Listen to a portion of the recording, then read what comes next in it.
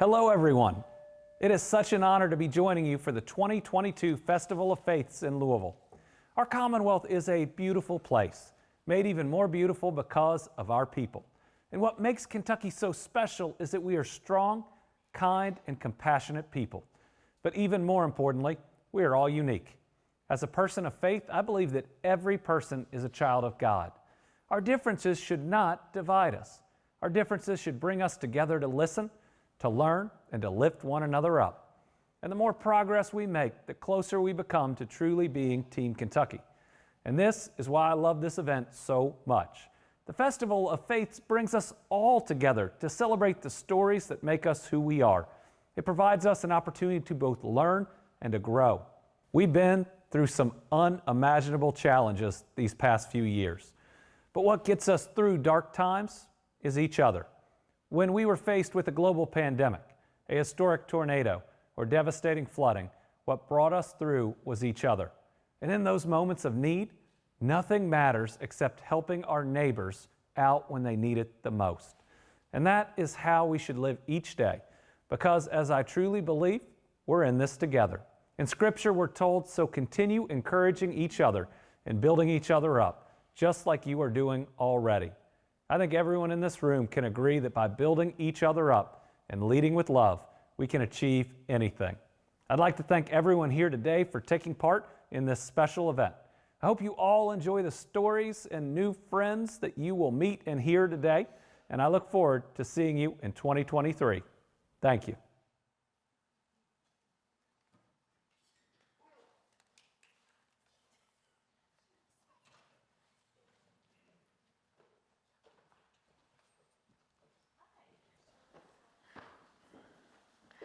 You guys go ahead and have a seat.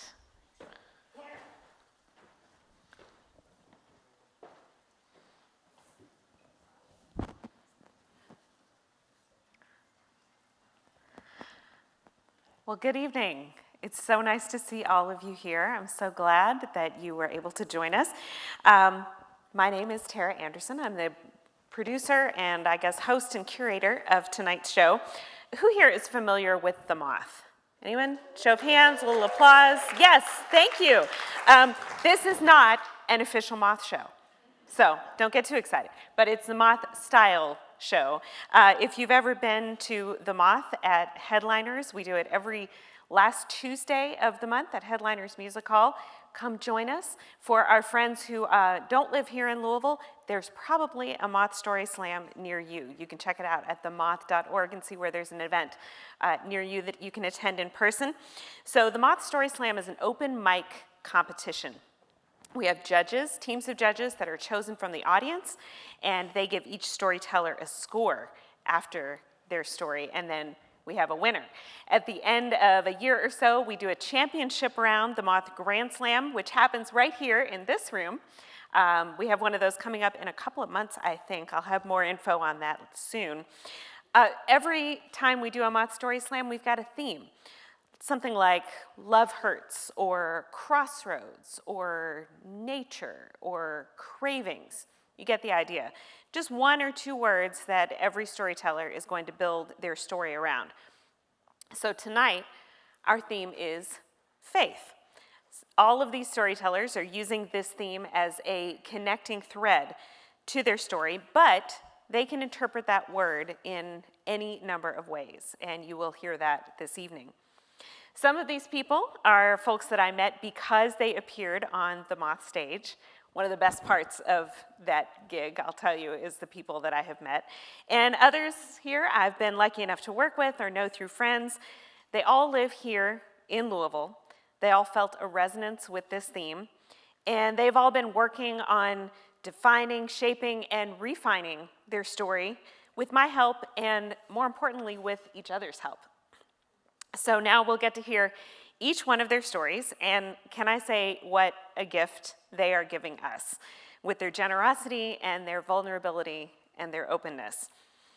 I once wrote a pitch for a podcast. It was a successful pitch, by the way, got to make the podcast for a while, that included the words, truly listening to someone else's story is an act of kindness, a mitzvah in itself. So let's all take part in that mitzvah. by turning off our phones and listening with open hearts and minds. Each story that you'll hear tonight is unique, but there's also so much that we all have in common. And with that, I'd like to introduce our first storyteller. Randy Skaggs is a middle school English language arts teacher, a professional storyteller, and a Jew by choice since 2004. She is a regular on the Moth stage and produces a Louisville-based storytelling show, Double Edged Stories, which I've gotten to tell a story at. See, we all know each other. Double Edged Stories with her husband, David Serchuk. Please, a warm welcome for Randy Skaggs.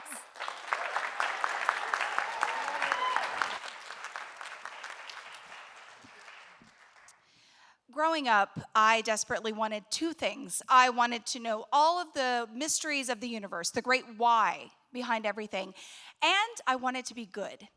And Monday through Friday, when I was at school, these two things were very compatible because I was intellectually curious, that got me good grades, and good grades at school meant you were good. And then Sunday would come around, and I would go to my family's Southern Baptist church in our tiny little rural town, and suddenly my questions were not as welcome anymore. Why can't women be deacons in our church? Why can't I say these four-letter words if they weren't even around when the Bible was written? Why is it bad if two people of the same gender want to kiss each other? I just wanted to know. At best, my questions were dismissed. At worst, they were signs that Satan had gotten control of my heart. That broke me because I loved church. I loved the polished wood of the pews. I loved the grape juice we had for the Lord's Supper. I loved the red words in the Bible about love and compassion and justice. So at night I would go home and I would pray, why? Why am I like this, God? Why can't I just be a good Christian? Why can't I just accept things the way they are? But I never got an answer. So I learned to pretend. I hid this other part of myself, and I wanted everyone, my church, but especially my family, to think that I was good. So I'm in 5th grade, and I have this teacher. She's very exotic because she's from a place called Rhode Island. And she's just very innovative and creative, and Christmas time comes around, and at my tiny little public school in my tiny little rural Kentucky town, we do not have separation of church and state. Oh no, December is unabashedly, unsecularly about Jesus all throughout my school. And this teacher decides she's going to do things differently. And so she decides to teach us about all of these different winter traditions around the world. And that includes a holiday called Hanukkah. She has dreidels, a menorah, chocolate gelt. I don't know how she got her hands on these things in like rural Kentucky in the mid-'80s, but somehow she did. And all of us are enthralled by the idea of 8 nights of gifts. But for me, there's something deeper. I think, oh, wait, there really are other religions besides the Southern Baptist and the Methodist in my town. And it makes me think, why? Why would God make some people born Jewish and some people born Christian if, as my church teaches me, there's only one path to God? Isn't that kind of cruel? But I don't have time to think about this too much because the parents, my own included, are very upset about this whole assignment, and it gets shut down very quickly. So years pass. I pretend to be a good Christian to everyone outside, but inside I become agnostic. I can't keep up with this anymore. I'm in college. It's my senior year. We have to do a religion course as a requisite to graduate, and the only thing available is History of the Bible Part 1. Oh, it sounds dreadful. So I get there and I meet my professor, and she's Jewish. She's the first Jewish person I've ever met. And this little light that kind of ignited in 5th grade gets a little brighter. And she says, okay, we're not going to call this the Old Testament. We're going to call it what it is, which is the Torah.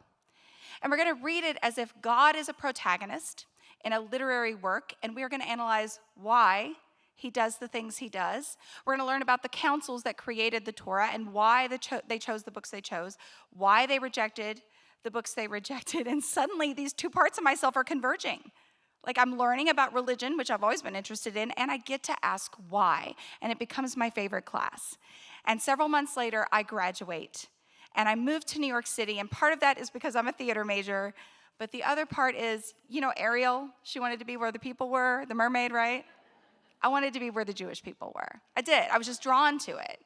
And it becomes a joke with my friends the minute I get there. If I'm attracted to someone, there's a 90% chance they're Jewish. It just happens again and again. And so I have this job with all these, it's an internet startup job in the 90s. All of my coworkers, almost all of them, are Jewish, and I'm attracted to almost all of them as well. And I cannot help but ask them all of these questions.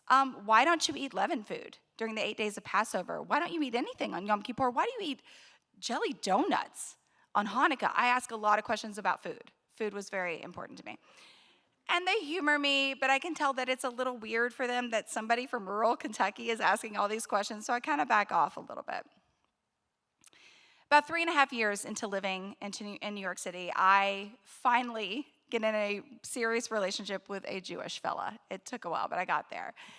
His name is Dave, and he's very culturally Jewish, but he's not religious. He tells me this, he doesn't really believe in God. So I don't really bring up the Jewish stuff. I just want to get to know him.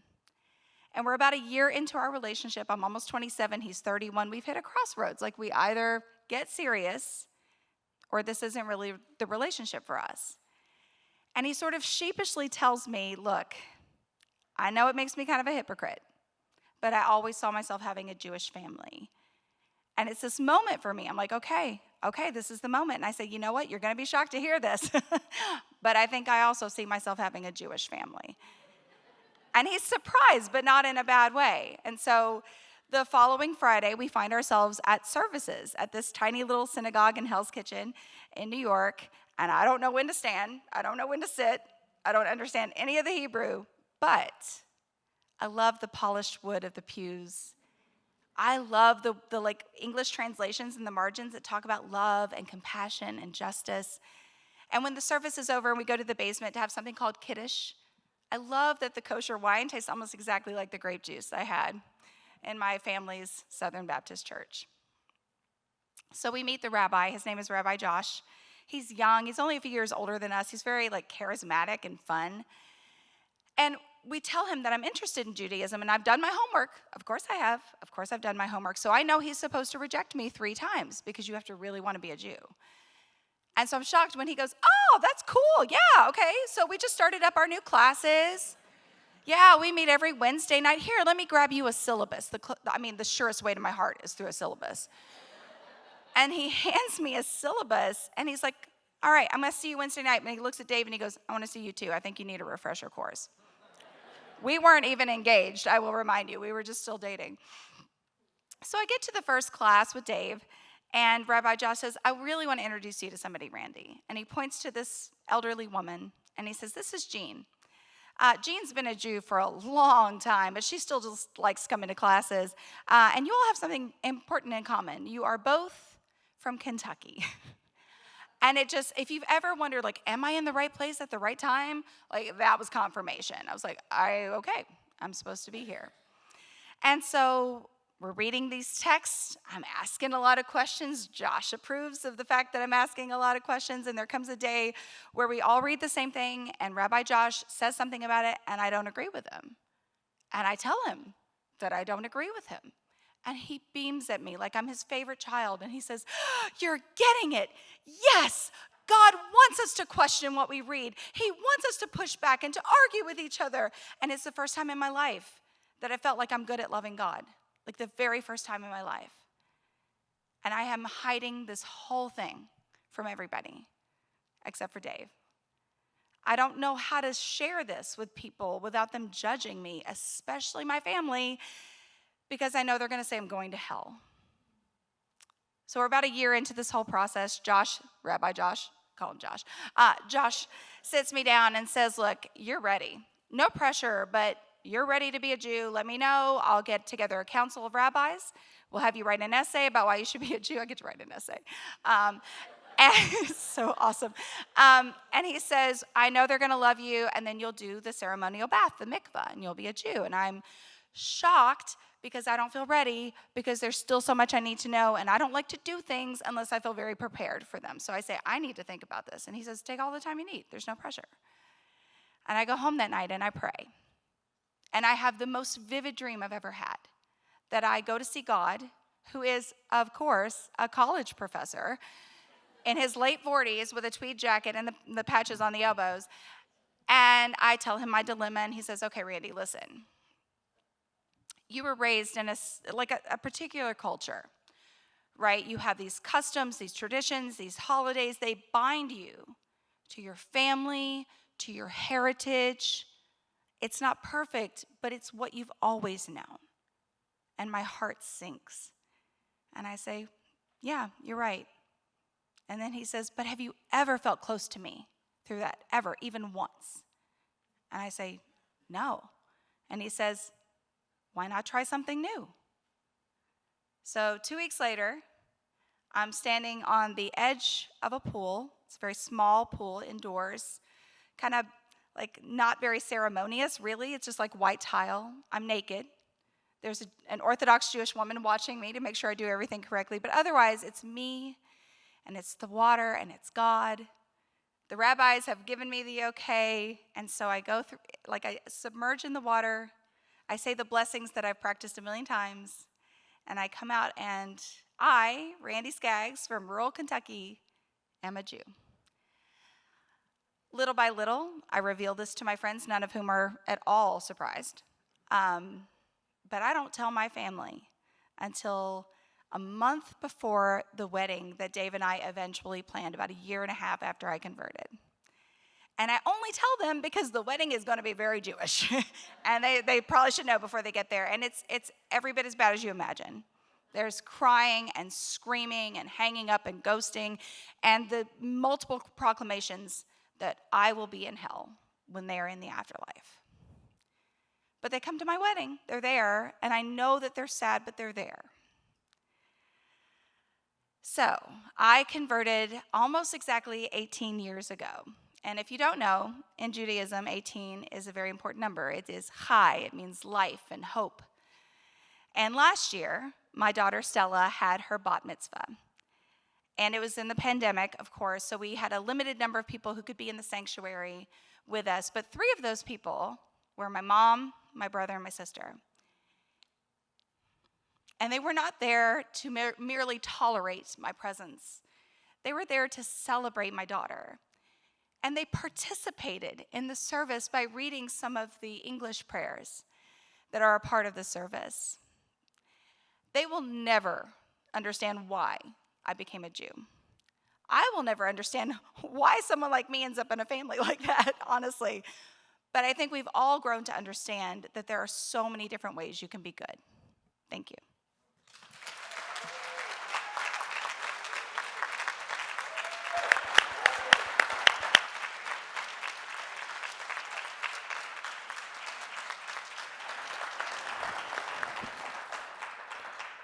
Thank you, Randy.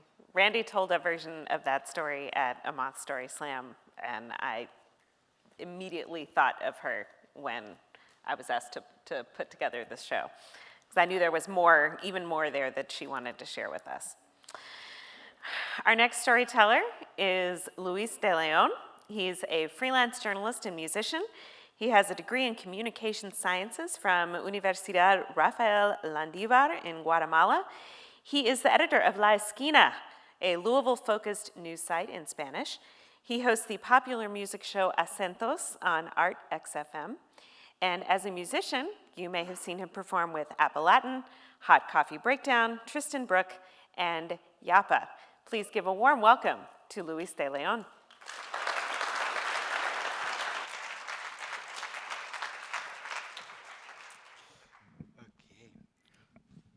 Buenas noches. How is your patience tonight? Probably you need it with me because English is my second language.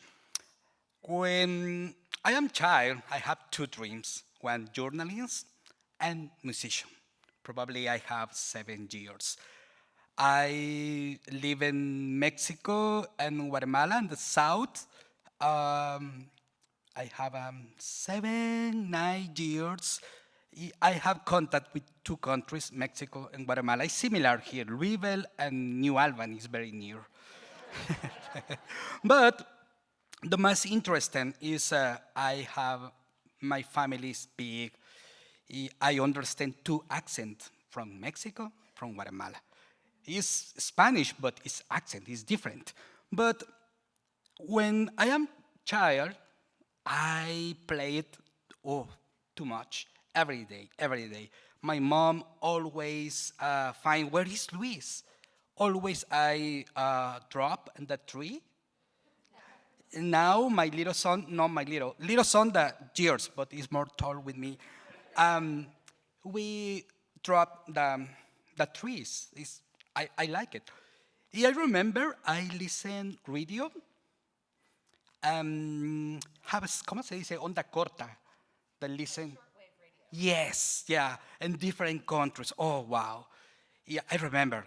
¿Qué tal? Muy buenas noches. Esto es Radio Caracol. Y always, oh, I like it. Always I like it, but the personality. For example, I did a show for, hola amiguitos, ¿cómo están? Bienvenidos a esta mañana. Y always my dream was working in radio. But probably I have 8 years, 8 and 10, is the Cold War. And probably it's the same moment now. Russia and United States, and the middle is Ukraine. Now, in the past, was the same country, but Latin America is in the middle. But in this is time, probably 18 years, 1980. It's more easier for me. I lost 5 uncles. My grandfather, I saw when he killed her. This is very emotional. Now I remember my grandpa. Always he have the army. He said, "Oh, are you communist?" But no, my father was progressist. It's very different. Are you socialist? No, he is progressist. It's very different. When come here,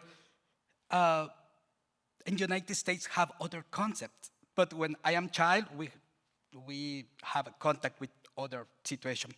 And then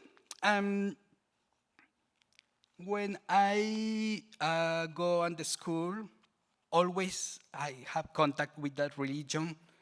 I study in Colegio Miguel Hidalgo.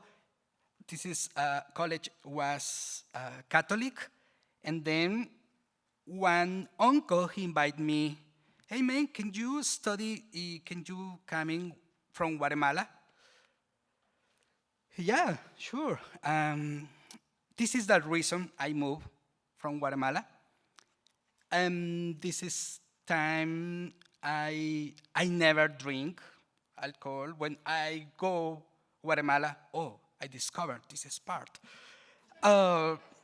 But I know many friends, and then I working in radio and TV, but my favorite was newspaper. This is very big challenge because I am dyslexic, but my goal was always drawing.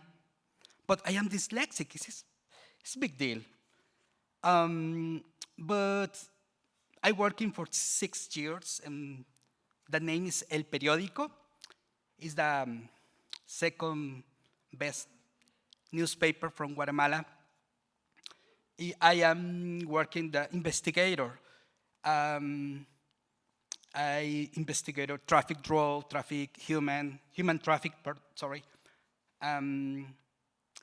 But this was very interesting because I have good job, good money. My newspaper have 3 houses for vacation. When we writing one article, very intense, my manager said, "Okay, Luis, you need vacation for 1 week. Where do you prefer, the ocean, the lake, or the mountains?" Yeah, this is very empowered. This is good job. But one day, called me. They said, me amenazaron de muerte. Oh, they threatened your life. Yeah, amen, you need to go to country. But in this is time, sorry, I am jump. I married with Shannon. She's from Louisville, Kentucky, but she lived and she lived in Guatemala for 12 years. I remember. Hey, Shannon, when you come back, Louisville, Kentucky, she said, probably never. Oh, I am interested with him here. But when I listened this is call for my life is danger, I said, Shannon, this is the situation. Now, what do you do? She said, okay, we need to go now. In 24 hours, I come here. My father, my in-laws, they help me. They pay the airplane, the flight. And then I come in Louisville. In the 4 years was very challenging because I lost my job. I lost my vacation. I lost my car, my 2 cats, my dog, and my friends. But this is very, very dream because one day I drive in the Guatemala city. Next day, I wake up in Louisville, Kentucky. Yeah, this is very, wow. But when I come here, I lost my faith because I lost, my English is very slowly. Probably, you understand my English? Yeah. No, I don't understand my English. Yeah, yes, I miss my joke in Spanish. Okay, and then I discovered the music. You know Apalatim? Yeah, I play with this guy. This is very incredible. When I come here, Steve Sizemore, he said to me, oh, Luis, when you come in, the circle and the group is close. Really? Yes, I play harmonica. The harmonica teach me one ex-girlfriend. She's from California. She teach me the harmonica. Now is my amulet because for the harmonica open in different groups in Louisville, and then I play with Hot Coffee Breakdown. It's Irish, Latin music. We play contra dance, square dance. It's awesome. You need coming. Yeah, it's very great. Other is Tristan Brock, is Gypsy Funk. Yapa is Latin. I play for 4 years with Zach Longoria, is the soul and funk. Wow, this is very new for me. I know I speak nothing, but I play music. This is the most important. But for the music, I know United States. If for the music, I recover my faith. For the music, connect with other artists. And then I discovered drawing. And then I working in newspaper. And now I have my website in Spanish. I working together with 15 medias in United States. The Tuesday, we connect the 15 medias. We information for the elections for 6 hours in Spanish. But I complete my dream, and my extra, I am drawing. I have 6 exhibits. Every week, I draw political cartoons for one magazine in Los Angeles. Now, I talk with you. Thank you so much.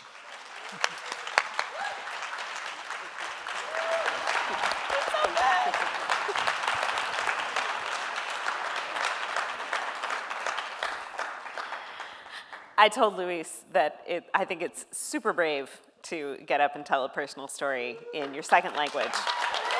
So, and Luis and I have worked together on some journalism projects where we use our combined language skills. I speak to him in English, he speaks to me in Spanish. We understand each other. And we've had a really good time working together, and I'm so grateful that he agreed to take part in this.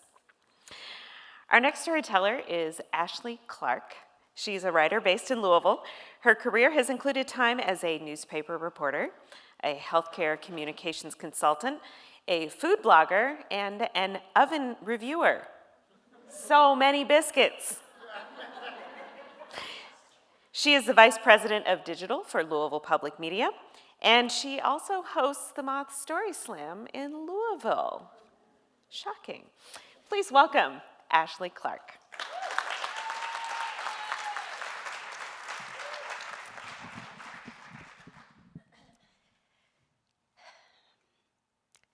So it's always a good idea to run away to Paris. Not Paris, Kentucky, though. Paris, France. No offense to Paris, Kentuckians. I just can't speak to that. So it's always a good idea to run away to Paris, but it's a great idea to run away to Paris at the end of your marriage. So this was a few years ago, and I wish I could say that there was a bad guy and there was a good guy, or that he was wrong and I was right. I would love to be able to say he was wrong and I was right. But the truth is, we had just grown apart after about 8 years of marriage. It was just little decisions every day that moved us further away from each other. But the rockiest decision was that I decided to marry the boy I fell in love with when I was 15 years old. So picture it, Butler High School, 2000. And me and my friend are at a basketball game, Male versus Butler. And I look at her and I'm like, it is time that I got a boyfriend. And later that night, I would meet that boy that I mentioned earlier. Because you see, I was an overachiever, okay? When I set goals, I made those goals happen. Because for me, my life had a prescription. It was a prescription that was written out by all the TV that I watch, right? I watch so much TV, right? And all of these girls on these TV shows that I loved, Jessie Spano from Saved by the Bell, and Laura Winslow from Family Matters, and even DJ Tanner from Full House, they were all like smart girls that were high achievers, and they had boyfriends, right? And I figured, I had just gotten my contacts. I wasn't bad looking. I was really I wasn't really popular. I was popular with a certain crowd, right? But I was like, I think I'm a catch, right? I should get a boyfriend. They all have boyfriends. But I never stopped to ask myself and truthfully answer the question, is this what I want? Because I thought that to be able to survive in life, to be able to thrive in life as a Black girl and eventually a Black woman, I needed to follow the prescription because life was already going to be hard enough. And I also, not only did I want a boyfriend, I wanted a husband one day, right? I wanted a family life that I didn't grow up with. Because my parents have been together for 40 years, but they were not married when I was younger, and they lived in separate houses. And having to explain that situation to my classmates, particularly in elementary school, and one of them said, well, is he even your dad? And going through all that, I was like, I don't want that life for the kids I'm supposed to have. I want love, marriage, and baby carriage. And I didn't stop to ask myself, do you want a boyfriend? What if you want a girlfriend? Do you want kids? Do you like kids? And I always had this deep, needling depression that I know for a fact I had because I took a 17 magazine quiz, middle school, high school, and it was, are you depressed? And I added up my little circles, and it was like, yeah, I'm depressed. But I kept all that down because that wasn't what I was supposed to do. That wasn't what my life was supposed to be. I didn't believe in myself to ask myself, is this what you really want? And to trust that it would be okay if I said no. So eventually I married that now adult man who I met when I was 15. And we were both just so different from one another by the time that we walked down the aisle. And that little needling depression had turned into a big monster depression that threatened to really take me under. Even though I was following everything I thought I was supposed to do, I was unhappy, I was floundering. I didn't know who I really was when you take away the accolades and the marriage and all of that stuff I thought was important. So it's the end of 2019, and me and him both know that this is probably the end. So I'm talking with my two best friends since high school, on Facebook Messenger. And they're just like, oh my God, we're here for you, woo, bitch, what do you want to do? What do you need from us, right? Bitch is a term of endearment for us, okay? And I was like, I could really use a girls' trip. And they're like, bitch, where? And so then I said, Paris, France. There are two reasons why I said that, okay? So first, I had always had this secret love of France and everything French since I first took French class in 8th grade, right? It was just a language that riddled me and challenged me and interested me. And the food seemed great, right? But I also said Paris, France because I thought they would say no. Because I was scared. I didn't really want to go to Paris, France. I didn't know what to do. But you can't tell your best friends that you want to do something because they were like, okay then, bitch, we're going to Paris. So the next thing I know, I've downloaded Duolingo, I'm taking some lessons. Me and my best friend that lives here in Louisville, we're driving up to Indianapolis to catch a direct flight. We're in Charles de Gaulle. Our friend from Washington, D.C. meets us there.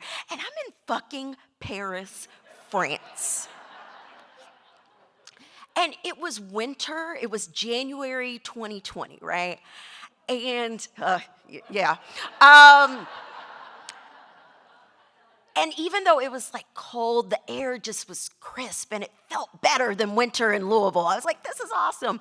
And oh my gosh, the food was amazing. The flaky, buttery croissants and the tart little lemon meringue deals that you would get at a bakery and the eclairs and s'il vous plaît, keep bringing it.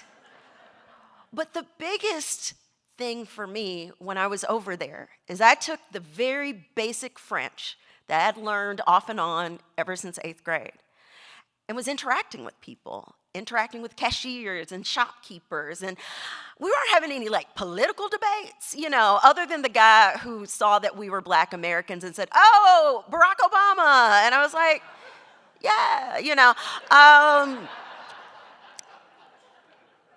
But I was doing it. I was surviving and thriving and having fun in a place that speaks a different language, and I was still okay. I didn't crumble. I had a great time. So the Monday after I got back to Louisville, I was in an attorney's office drawing up a petition to divorce. Because that trip showed me that I am strong and that the things that I want, even though they might be different than what I thought I needed, are okay. I believed in myself for the first time in a long time, maybe ever. So you noticed I said we went to Paris in January 2020. So then March 2020 happened, and COVID is here. So that means that the house that my separated with husband and I are trying to sell, nobody's wanting to buy anything because they're scared. So that means we're living together. 0 out of 10, do not recommend living with the person you're actively trying to divorce. And you're trying to buy your own house as well. It's, but I made it through. Because during that time when I couldn't go outside, I had to turn inward more than I ever had before and believe in myself that I could get this divorce, that I could sell this house, that I could buy my own house. And I did. I bought a house and I painted walls pink and purple and I hung up nothing but art from women, by women. And as I was in this house with my dogs and we still can't go outside, I had time to look inward even more. And I said, am I gay? And then I was like, yeah. I'm in here by myself. I'm doing a lot of thinking. I'm doing a lot of TikToking. I found myself on lesbian TikTok. It was very informative. Yeah, and I was like, ooh, this checks. Like, ooh, why did I like Xena Warrior Princess so much? Not stereotypes, but I was really into the WNBA. I was like, men, gross, But that wouldn't have happened if I didn't believe in myself. So now, I have my house. I have my dogs. Still single, but that's okay. And I'm preparing myself for another trip to Paris. And this time, I think I'm going to go by myself. I know I can do it. Thank you.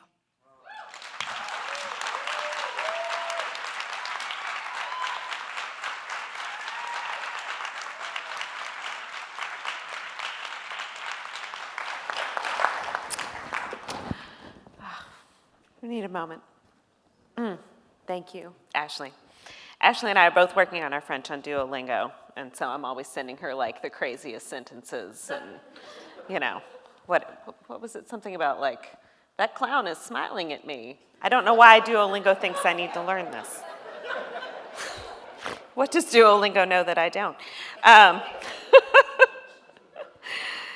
Our next storyteller is Trevor Norse. I met Trevor when he came to tell a story at the Moth Storyslam. And as soon as he started talking, I was like, oh, this guy is a storyteller. Like, he can't help it.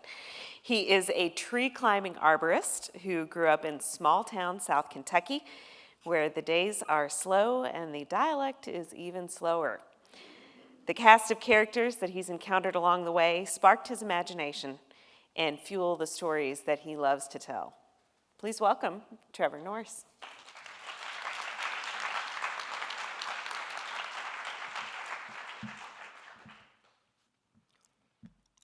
As long as I can remember, I've had this feeling. I've had this glimmer of an idea in the back of my mind that there was something out there that I was supposed to be doing.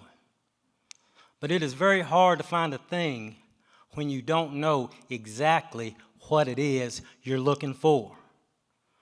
I grew up in a black Southern Baptist church. It was an old country church. It was a hand-clapping, foot-stomping, screaming and shouting, go tell it on the mountain kind of church that the South is known for. And unlike a lot of my peers, I actually enjoyed going to church on Sunday. I thought it was exciting. Heck, it was like a mosh pit for Jesus up in there some days. Our pastor was the Reverend Wallstone E. Francis, and he was a grand man. He wore the elegant pulpit robes, deeply colored reds and purples. And at 6'4", he was a towering figure in those robes. And in my young mind, he could have been 10 feet tall. He had a booming voice, and he was a very gifted speaker.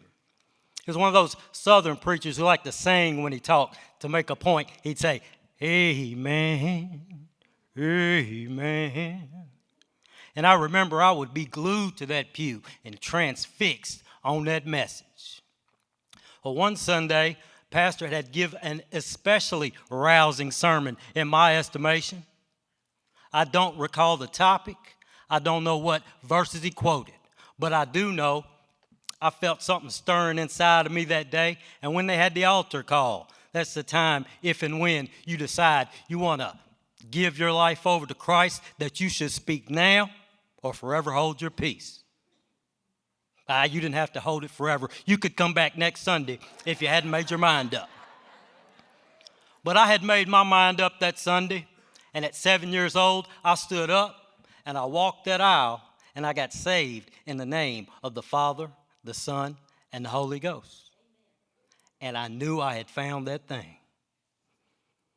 But the Southern Baptist path of righteousness is not an easy path to walk, especially for a kid like me who looked out of place and was sometimes made to feel out of place in a small southern town. Kid living in a broken home on the wrong side of the tracks. So I would veer off that path. And some people might say I squealed tires, did a burnout, and left black marks on that path as I left. But I was in a hurry because I was still looking for something. When I was 12 years old, I was chasing a little girl named Mary Margaret Johnson around the schoolyard, and she was real quick. But I was finally able to catch up to Mary Margaret one Friday night at a football game, and back behind the old wooden bleachers, Mary Margaret Johnson gave me a kiss. And man, I knew I had found that thing then. That is until the very next week when I saw her go back there with Billy Snodgrass. And I realized I was not the last of the red hot lovers. And once again, I was adrift.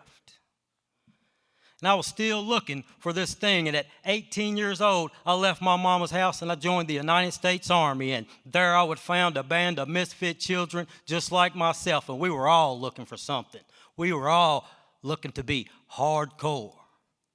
And on our quest to be hardcore in the barracks and bar rooms across the world, we found hard liquor. And we became hard drinkers. And when I found that hard liquor, man, I thought I had found myself. I had found my answer. I became the lover boy, the hardcore tough guy, the storyteller, all rolled into one. And I would use that fix for many years to fill the void of what was missing in my life. But somewhere along the way, I got stuck in that void. And that thing that I had found that had become my power would eventually become more of an albatross than an asset. And those were the darkest days of my life. And those dark days did force me to remember that glimmer of an idea in the back of my mind. And that tiny sliver of light was just enough to allow me to crawl out of that hole, and I got sober. And that was May the 22nd, 2014. And ever since then, I've realized that this path, this journey, is full of irony. And the author of my life, whoever that may be, certainly does have a sense of humor. Because passion and purpose can be found in the most unexpected of places. And we don't always get to choose what inspires us. And no one was more surprised than I that I would find my calling for this chapter in my life as a tour guide / tour bus driver on the historic Kentucky Bourbon Whiskey Trail. And if you don't know about the Bourbon Trail, Kentucky is the bourbon capital of the world. In fact, there are more barrels of bourbon aging in rick houses across Kentucky than there are people in the state. And what I do for my guests is I provide a road trip style experience across the hills and hollers of the Kentucky countryside, going from distillery to still house. It is a whiskey drinking joyride, and I'm the designated driver. Sounds like a lot of fun, and it is fun. I get to meet people from all over the world and be an ambassador of sorts and share this experience with them. But it ain't always easy. I mean, you try getting a drunk bachelor party from Arkansas to stick to an itinerary. But I run a tight ship, and I've never missed a tour time. But it does get tricky, and sometimes it can be downright dangerous. It was a cold November morning about 1 year ago, and I was coming down a windy hill in the boondocks of Woodford County. I had a group of 9 guys from the West Coast, great group of guys, and these guys had names like Sujit, Ashish, Samir, and Ali, among others. And we were getting along fine all on our own. But when it's a cold November day on the back roads of Kentucky, that can only mean one thing. You had better watch out for the white-tailed deer. And when I flew down that windy hill and I shot round that blind curve, I ran smack dab into a whole herd of white-tailed deer. But I am a professional driver, so I made a professional maneuver. And it's called, oh my God, oh my God, oh my God, oh my God. And after a screaming Delta Demon style slide and screeching halt, everybody was fine, no need to be alarmed. But we were stuck in a slick, muddy ditch without a single bar of a cell phone signal. And we all piled out to assess the damage, or I assessed the damage, while Sujit and Ashish paused to take selfies in front of the bus. And Samir and Ali congratulated each other on the fact that they had not spilled a drink. And as I pondered what to do next, I heard something approaching. And what I heard was the unmistakable roar of a V8 engine. It was a local-looking guy, and when I say local-looking, I mean he looked like he could have been a lumberjack or a WWE wrestler. I'm not saying he looked intimidating, but he did have what I would call a no-nonsense look about him. And I looked at that guy, and I looked at my group, and I thought to myself, we must have looked pretty exotic out there in those Kentucky hills. And as the guy approached me, he had a stony cold look on his face, and he cracked the slightest of grins when he asked me, do y'all fellas need a hand? I detected a bit of sarcasm, but I decided to leave it alone. His name was Ray, and Ray had a log chain and a 4-wheel drive pickup truck that was more than capable of pulling us out of that ditch. And before I knew it, we were hooked and booked and back on the trail. And one of my guests made the comment. He said, Trevor, you know, we were only in that ditch for about 10 minutes. Something's fishy. And this guy was convinced that this whole thing was a setup. He was convinced that it was all a part of the tour. And I thought about that, and I thought about Ray and how he had not asked many questions. He didn't ask us who we were or what we were doing. He didn't ask where we went to church or who we voted for in the last election.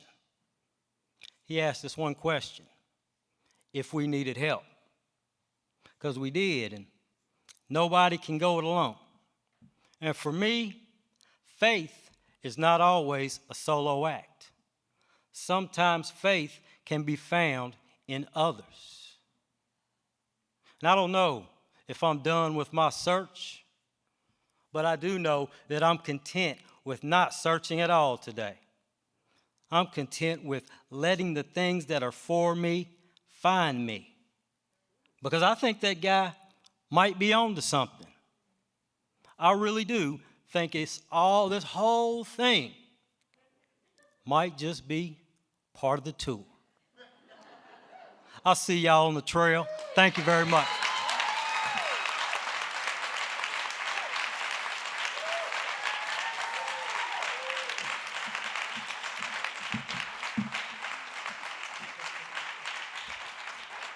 Trevor Norris, everybody. Our next storyteller is Michelle West. She is a native Virginian who enjoys hiking, writing, swimming, and painting.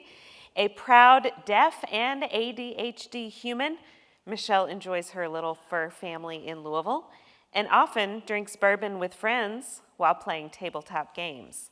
Are we sensing a theme here, bourbon? Yes?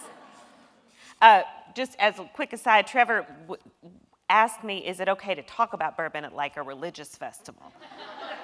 And I said, in Louisville, yes. Yes. Please welcome Michelle West.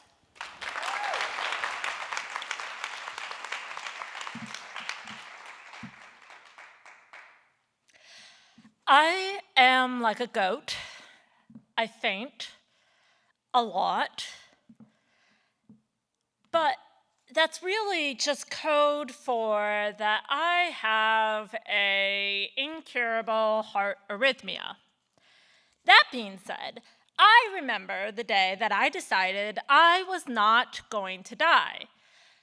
And I hate to disappoint you, but I have not yet figured out how to become a Marvel superhero.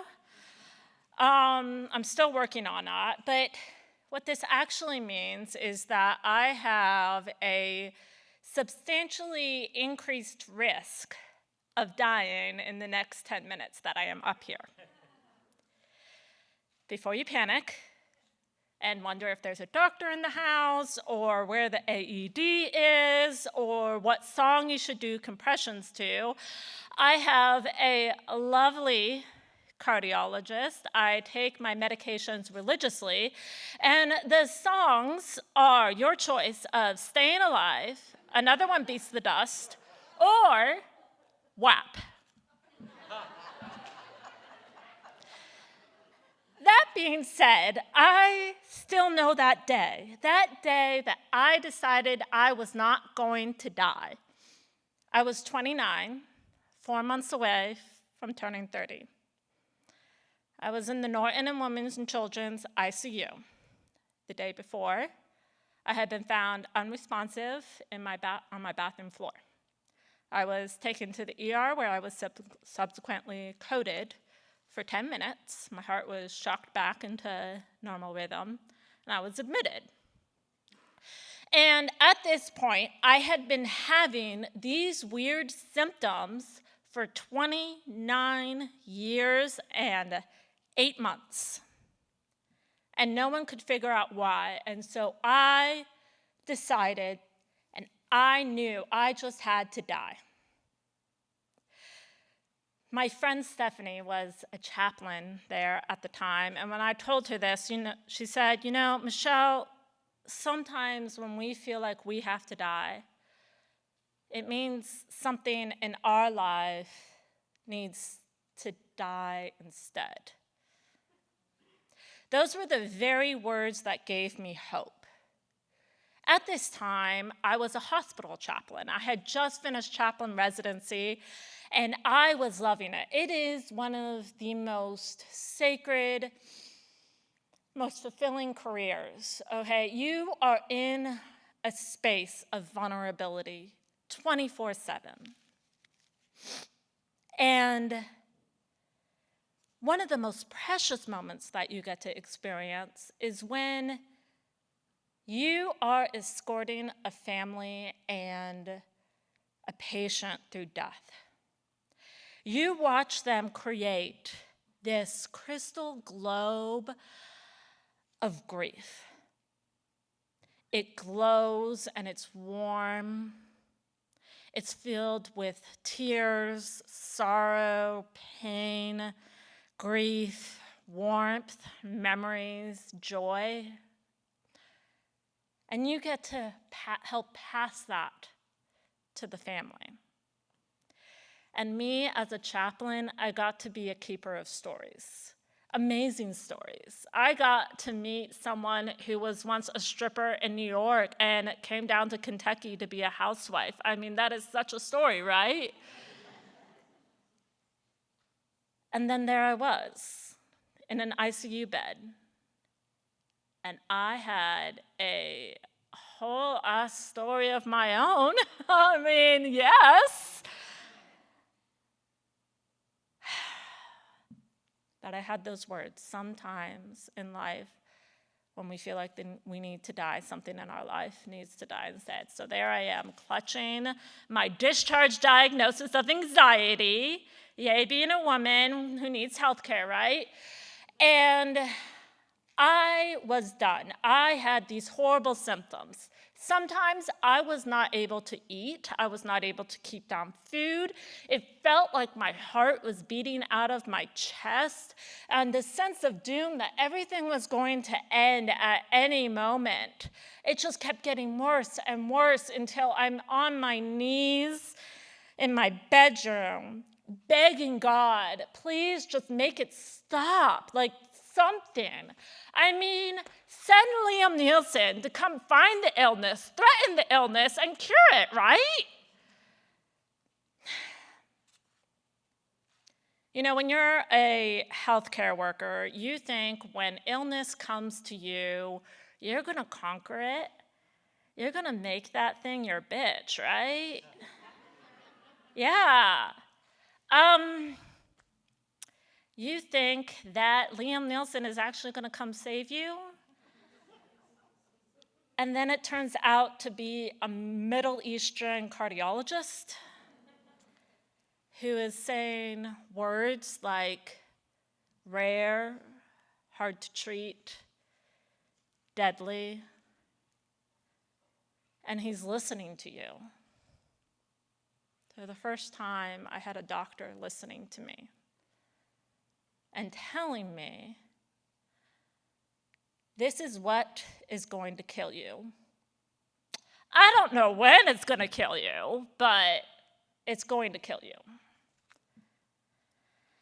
Having a deadly heart arrhythmia that's eventually going to wear out your heart is a buzzkill.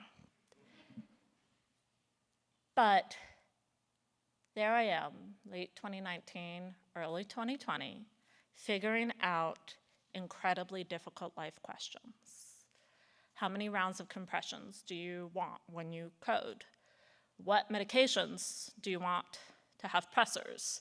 You need at least 3 emergency contacts. One should be here in Louisville. We need your parents. Do you want to have children? Because if you do, that's going to kill you. Oh, and do you want your mom to be your power of attorney when one of her children have already died? Again, I thought I was going to be able to conquer this, and that's just not what happened. And I was going through lifestyle changes, different medications, getting healthy. The symptoms were finally relaxing, and then it was around March 15th, 2020. Those who remember that day, that's the day that Kentucky shut down. I had a cardiologist appointment that morning, and my cardiologist comes in, and he goes, Andy Bashir is going to close down the state later today. You're going to get an email from U of L Health, where I worked at the time, with procedures. Okay, cool. I get the email. This is going to be 2 or 3 years. There's a pandemic looming, and it's taking no prisoners, and we don't really know how to treat this. People are going to die. It's the immediacy of my death and the reality of death in my professional life intersecting, like, fuck. How do I even? Like, I lost count of the amount of deaths I attended to by August of 2020. And they were incredibly isolating deaths. There were the deaths where no one was calling. No one was even out on the sidewalks of the hospital praying, knowing where the window of their loved one was. And those scared me. But then there was a death that gave me knowledge about what actually needed to die in my life. And that was a death that happened around 1:34 in the morning. I got paged into the hospital. We knew the family was going to be incredibly emotional. And when I say that the nurses and the doctors worked so hard to keep that person alive for an additional hour, I mean, y'all, the nurses and doctors of this pandemic, damn. And the family, they come in, and I'm standing there, and I'm ready with the masks, because I know that they are going to be emotional. And when I say I literally had to leap onto this wife's back to get the mask on her to protect her, I don't mean that figuratively. They needed to be bedside. At this point in the pandemic, that was, we had gotten to this point where that was okay. And so I'm there, I'm struggling to get this person in a mask so that they can be bedside, because this person, they're dead, okay? They're dead, and we are just keeping the heartbeat so they can say goodbye. The sequence of thoughts after that was, I don't want a lonely death. My symptoms were not dying because they became everything about me. I was hiding so much of myself and so much of my disability, and y'all, I ain't normal. I am deaf. I have ADHD, and when I say I have ADHD, I got my festival pass this morning at 10 a.m. I lost it by 4 o'clock. And I have a heart arrhythmia that is trying its darndest to kill me. I don't want that lonely death. I mean, it's gonna happen. I'm looking it straight in the face right now. I'm feeling my heartbeat. I want a death where I can pass off a crystal globe to my friends, to my family. I want you all to remember the forgetfulness. I want you all to remember how late I am to things all the time. I want you all to remember about how many times I say what and what I think I hear.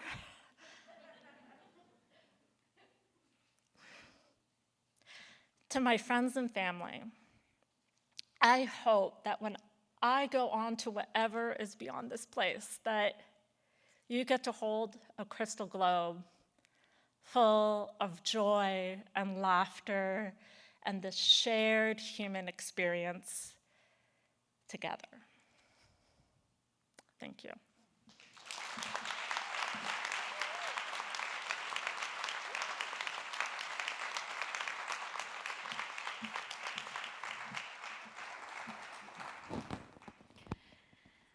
Michelle West, thank you.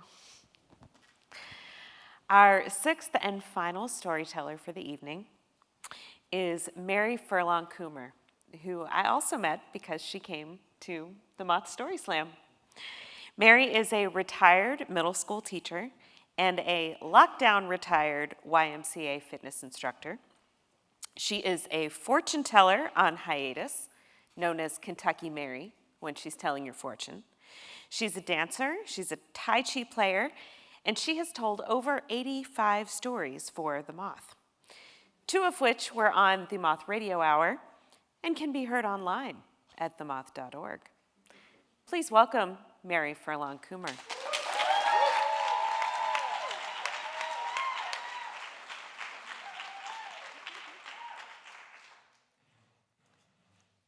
Thank you.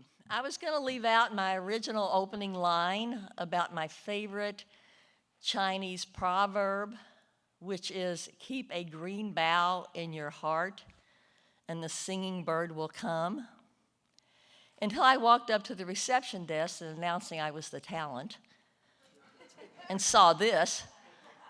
I'm like, no, I'm saying it. Now, not to mix metaphors too much, but a disco ball, if I'm lucky and memory serves, I'm getting up in years, if a disco ball appears in my story, I'm just going to put it down here so it won't forget to pop in. Okay. I personally think I'm a bit of a mess, but I am a woman of faith. I'm definitely a woman of hope.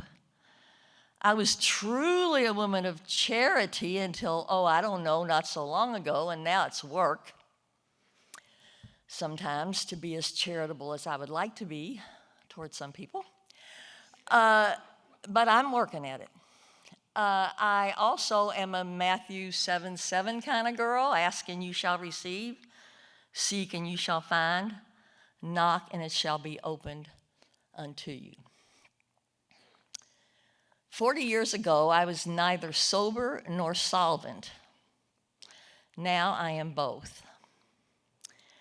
I owe a lot of that to 12 steps, the 11th of which is sought through prayer and meditation to improve our conscious contact with God as we understood God, asking only for knowledge of God's will for us and the power to carry that out. I have had much better luck with the 12 steps than with either the 5 precepts or the 10 commandments, which you will soon learn. But by the time I was 10 years old, some really, really terrible things had happened in my family. I'm just going to tell you one of them, probably just one. My mother's brother, my Uncle Frankie, was shot down in World War II in friendly fire. That's not the worst thing that happened, but come on, that's enough to give you the idea. By the time I was 10 years old, when I was 10 years old, I was struck with faith. Now, I must have been, I don't know, maybe wondering about, is God good? Is God powerful? I learned later you can't have it both ways. He's either all good or he's all powerful. Done deal for me. That's fine with me. He's all good. So there I was, standing on a beautiful spring day, and I just got faith. It was given to me. It hasn't gone anywhere since. I'm not saying it hasn't changed a little bit, but I am here, I am good. Okay, next question was, now what? I'm only 10, okay? That's where I'm going to start with the image of the disco ball now.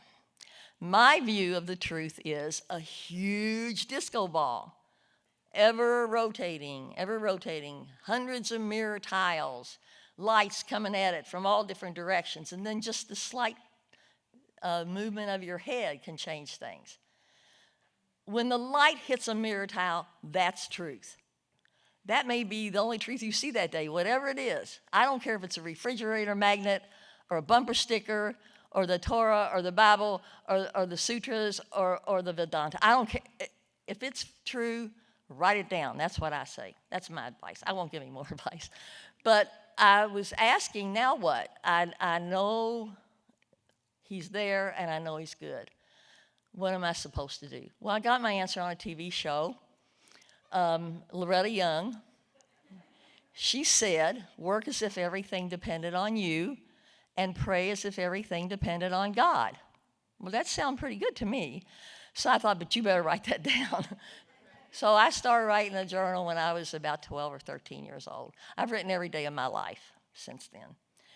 I have a whole basement full of loose leaf binders. Oh, my poor son. But anyway, I went all through school to the Sisters of Loretta. I don't know if you know about them and the chapel in Santa Fe and the Deus Providebit, God will provide, and they were all their mother house down in Whiskey Country. I must say that, I guess, since the sponsor, even though I'm sober, was right a stone's throw away from Thomas Merton in Gethsemane. So they had us reading Merton in high school. I'm way older than I look. And then after that, I went to college in St. Louis. So I had a lot of good luck with Merton and the Sisters of Loretta and stories about that staircase and all kinds of things. Barely got into college, but they let me in. So I really loved college, but that disco ball got a lot bigger. It started turning a lot faster, and there were a lot more lights coming at it from all different directions. There was this girl named Mary. She flunked out of Mizzou, so she had to come to Webster to get her grades back up. She was very cosmopolitan. She introduced me to Dorothy Parker and a book called The Prophet, which I thought was just the most beautiful thing I'd ever read. Now, it came out in 1923, but I could not find one nun who'd ever heard of it. But that didn't keep those lights from turning on for me. And then there was that fraternity party at Washington University that I went to. And this young Jewish man started talking about all these horrible things that Catholics did. I'm like, well, we did not. We would never do that. No one expects the Spanish Inquisition.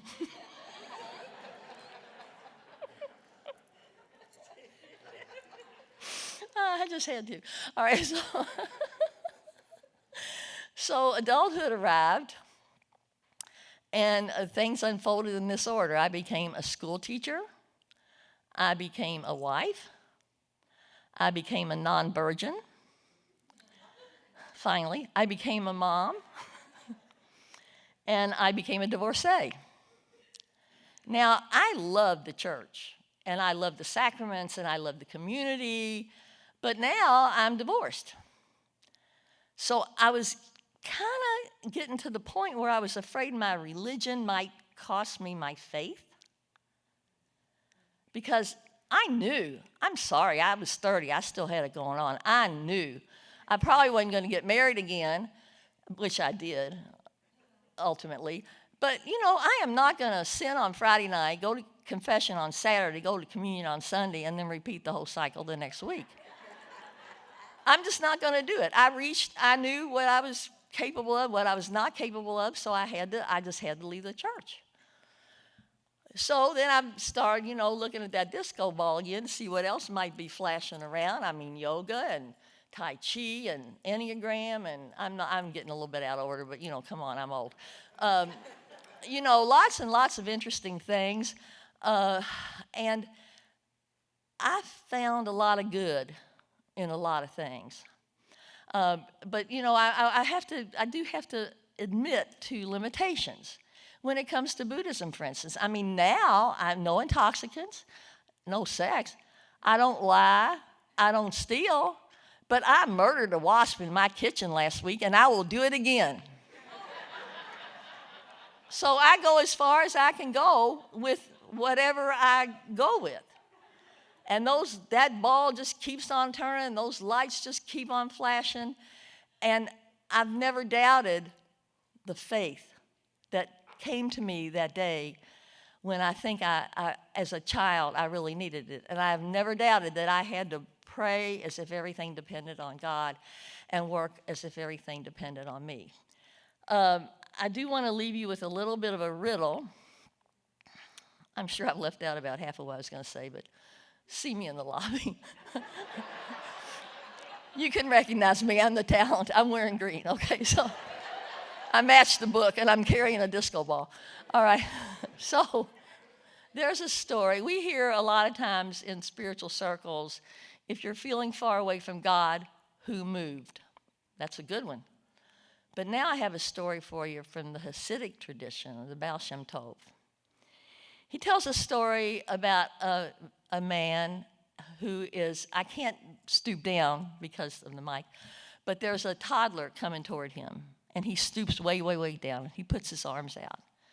And as the toddler takes, you know how they are, that halting step toward him, he just moves back a little. And the toddler takes another step toward him, and he moves back a little. And the toddler waddles over, and he moves back a little. The child's goal is to reach the father. The father's goal is to teach the child to walk. Thank you.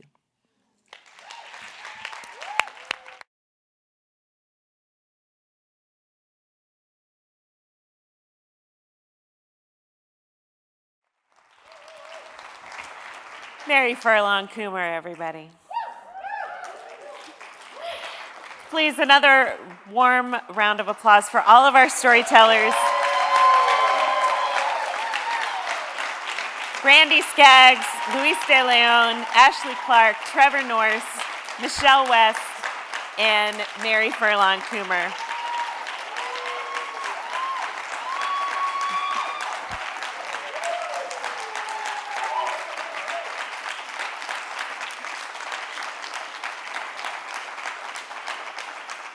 And I want to say thanks to everybody from the Festival of Faiths, especially Sarah, and Juniper, who I worked with on this. And a special thanks to you, the audience, for bearing witness and for creating this sacred space with us this evening. Maya Angelou said, "There is no greater agony than bearing an untold story inside you." So I encourage you to consider the stories that you have to tell and who is ready to listen. The world needs your story. Thank you.